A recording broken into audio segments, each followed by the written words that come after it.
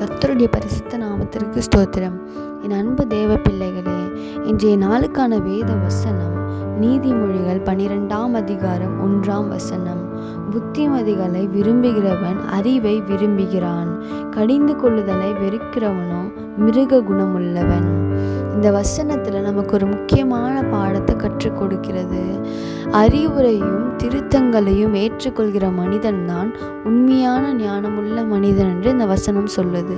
ஒரு சின்ன உதாரணம், ஒரு மாணவன் தினம்தோறும் பள்ளிக்கு தாமதமாக வந்தான். ஆசிரியர் அவனை அழைத்து நேரத்தை மதிக்க கற்றுக்கொள் என்று அறிவுரை கூறினார். ஆனால் அந்த மாணவனுக்கு முதலில் அந்த அறிவுரை கசப்பாகவும் இருந்தது, அதை பிடிக்கவே இல்லை. ஆனால் அந்த மாணவன் பிறகு அந்த அறிவுரைகளை பிடித்து அவனை தன்னைத்தானே மாற்றி கொண்டான். இதன் மூலம் அவனோட வாழ்க்கை மிகவும் ஒரு பெரிய முன்னேற்றத்திற்கு கொண்டு போனது. இதே போல தான் நம்முடைய வாழ்க்கையிலுமே பெற்றோர்களாக இருக்கட்டும், ஆசிரியர்களாக இருக்கட்டும், இல்லை தேவனாக இருக்கட்டும், நம்மளை திருத்தும் போது நமக்கு அது காயப்படுத்துகிற மாதிரி இருக்கும், கஷ்டமாக இருக்கும். ஆனால் அதை ஒரு நல்ல பாதைக்கு தான்ன்றது நம்ம அறிந்து அதை புரிந்து கொண்டு நம்ம நடக்கணும்.